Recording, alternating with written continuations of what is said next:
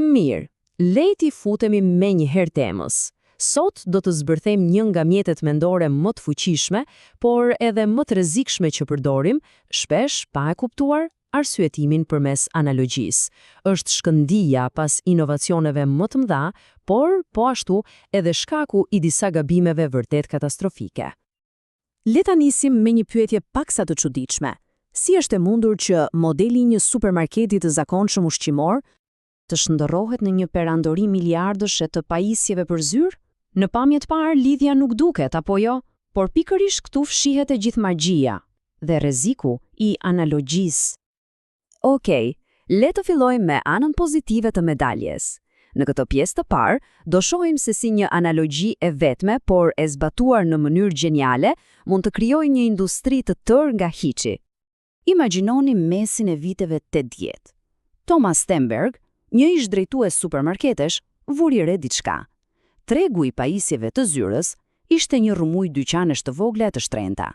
Dhe aty i lindi ideja, një ide geniale në thjeshtësinë e saj. Po sikur të shisnim lapsa e letër, tamam si të shisim qumësht e bukë. Ai mori modelin e supermarketit, blerje me shumicë, çmime të lira, zgjedhje pafund, dhe e aplikoi te kancelaria. Kështu lindi Staples dhe bashkë me të një industri krejt e re, super dyqanet e pajisjeve për zyrë. E po, kjo që bëri Stenberg ka një emër, arsyetim analogjik. Në thelb është procesi mendor ku përballemi me diçka të re, kërkojmë në bibliotekën e trurit ton për një situatë të ngjarshme nga e kaluara dhe më pas themi, atëherë funksionoi kështu, ndoshta do funksionojë edhe tani. Është një shkurtore mendore thelbësore. Dhe jap se është kaq i fuqishëm, arsyetimi analogjik na kursen një mal me kohë dhe energji. Nuk na duhet ta rishpikim rrotën sa herë që hasim një problem, na lejon të përdorim sukseset e vjetra dhe, po aq rëndësi, të shmangim dështimet e vjetra. Por pjesa më e bukur, kur marrim një model nga një fushë krejt tjetër, si supermarketet për zyrat, mund të ndezë shkëndia inovacioni që ndryshojnë gjithçka. Por, si me çdo mjet të fuqishëm, ekziston edhe ana e errët, dhe ja ku gjërat bëhen të rrezikshme. Le të shohim se kur dhe si këto analogji të mira mund të na çojnë drejt një katastrofe të plotë. Del se truri ynë ka disa pika të dobta kur bëhet fjalë për analogjit. Kemi një prirje të natyrshme të fokusohemi vetëm te ngjashmëritë mes dy situatave, duke ignoruar plotësisht ndryshimet, shpesh ato kritike. Gjithashtu, fiksohemi pas një suksesi apo dështimi të madh nga e kaluara dhe përpiqemi ta aplikojmë atë kudo, si një recetë magjike. Dhe ndoshta më e rrezikshmja, kur një model na ka funksionuar aq mirë, shndrohemi në një çekiç që shet çdo problem si një gozhd. Për të kuptuar sa të rënda mund të jenë pasojat, le të bëjmë një udhtim pas në kohë në një moment vendimtar që ndryshoi historinë. Është viti 1950, Korea e Veriut pushton Jugun dhe presidenti amerikan Harry Truman duhet të marrë një vendim me pasuja të jashtëzakonshme. Po, në mendjen e Trumanit dhe këshilltarëve të tij, rinte pezull një fantazëm historike, marrëveshja e Munichut e viteve 30. Mësimi që kishin nxjerr ishte i prerë. Nëse i lëshon pe një diktatorit agresiv si Hitleri, ai vetëm do të kërkojë më shumë. Kjo u bë e njohur si analogjia e Munichut. Dhe këtu qëndron gabimi fatal. Shikoni tabelën. Truman u fiksua pas kolonës së parë, pra ngjashmërive. Një agresion i armatosur nga një diktaturë, një shkelje e marrëveshjeve. Kjo është të ndërhynte, por ai injoroi plotësisht kolonën e dytë, ndryshimet kritike. Ndryshe nga Gjermania e 30-s, Korea e Veriut kishte mbështetje në një superfuqie gjigante fqinje, Kinës, dhe ndryshe nga atëherë tani ekzistonte OKB-ja. Duke quar luftën përtej mbrojtjes së Jugut dhe duke pushtuar Veriun, ai shkeli këto ndryshime, provokoi Kinën dhe futi luftën në një ngërç të përgjakshëm që zgjati për vite. Okej, pra pyetja logjike është, si i shpëtojmë këtij kurthi? Si mund ta përdorim fuqinë e analogjisë, pa u bërë viktima të saj? Për fat të mirë, ekziston një metodë, një kornizë e thjeshtë, por jashtëzakonisht efektive për të na ndihmuar. Dy studiues, Neustadt dhe May, të cilët analizuan në thellësi vendimin e Trumanit, dolën me këtë metodë genialisht të thjeshtë. Kur përdorni një analogji, merrni një copë letër. Së pari bëni 2 kolona. Në njërin shkruani të gjitha ngjashmëritë mes situatës së vjetër dhe të res. Në tjetrën, me poq kujdes, shkruani të gjitha ndryshimet. Më pas, bëni një tjetër ndarje, çfarë është fakti i njohur, çfarë është krejtësisht e panjohur dhe çfarë është thjesht një supozim. Ky proces na detyron të nxjerrim mendimet në dritë.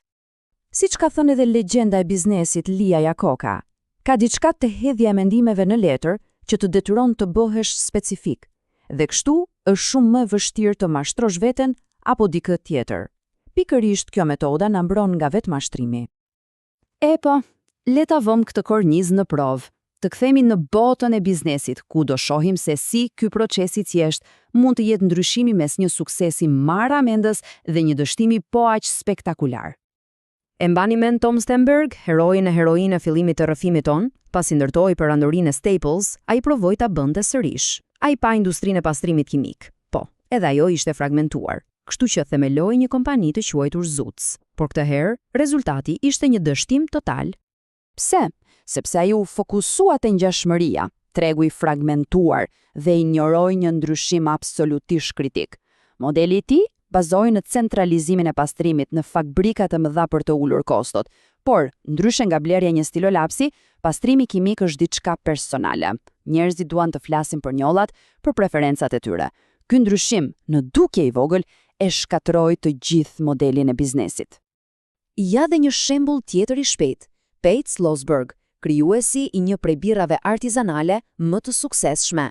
Ai tentoi të aplikonte të njëjtin model për të krijuar një markë çokolate premium. Përsëri dështoi. Pse? Sepse injoroi ndryshimet themelore.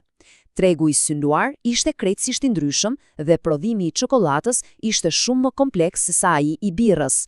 Nuk ishte thjesht kopjo dhe vendos. Dhe kjo na sjell te shembulli ynë i fundit, ndoshta më ekstremi, Enron. Kjo është historia e një kompanie që ra aq shumë në dashuri me zgjidhjen e vet, saqë harroi të kuptonte problemet që po përpiqej të zgjidhte. Enron pati një sukses të jashtëzakonshëm duke krijuar një treg për gazin natyror. Fantastike. Më pas, ata e kthyen këtë sukses në një shablon për të pushtuar tregje të reja. Por hidheni një sy pyetjeve të tyre.